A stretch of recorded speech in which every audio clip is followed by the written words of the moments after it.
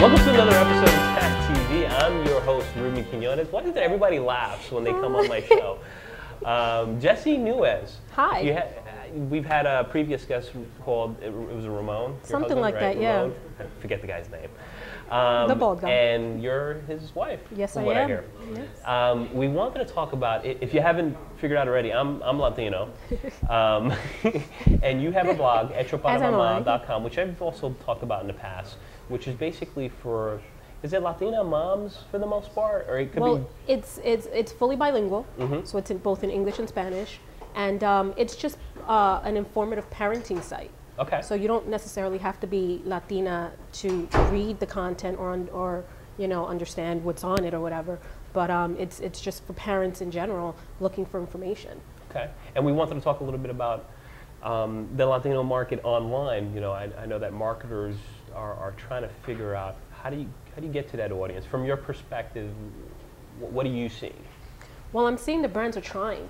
Right. I think they're just confused because for the most part they haven't figured out that there's more than one way to market to us, being that for the most part we are both English speaking and Spanish speaking and Spanglish speaking.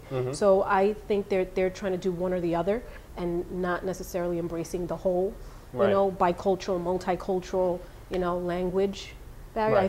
Right. In my opinion, I think brands still think that there's a barrier. You know, I, born and raised in Washington Heights, have, you know, of Latino parents, so I can watch Univision, Telemundo, but I can also watch, you know, whatever American language or English language. That's pretty interesting. So it's not, it's like, should you go all Spanish? Should you have that mix? Obviously I know exactly what you're talking about.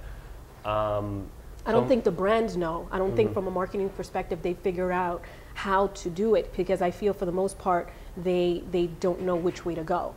Like for an example, when Mark Anthony came out, he's had, you know, he did freestyle, and then he came out with his Spanish language albums, and, you know, he blew it out the box. And then when he did an English language album, all of a sudden it's like, oh my goodness, look at this new artist, Mark Anthony, or even Ricky Martin. Right. Oh my goodness, Ricky Martin, this new artist has a English language album, when Ricky Martin's been, you know, in the industry since he was like 8.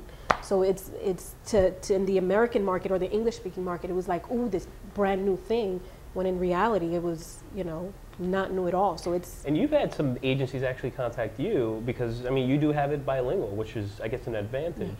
So should a brand reach out to bloggers like you? I mean, you have a very specific market, but is that an advantage to have a bilingual website? And would that be a good play for a brand to go after bloggers that have that? Absolutely, angle? Because you're reaching there's such a huge market that they're reaching, whether it's English language, Spanish language, or both. Right. You know, they can at least get to know, even if you don't want to engage with me in the language that I'm speaking in, but at least you can engage with me and have an idea of what you're getting by entering the Latino market. That you're not, you know, treading into dangerous waters by saying, oh my goodness, I don't know, you know, how is she going to react? You know, I like the same products in English and in Spanish. It really doesn't make a difference. But that's another thing that I don't think from a marketing perspective, brands get that yet.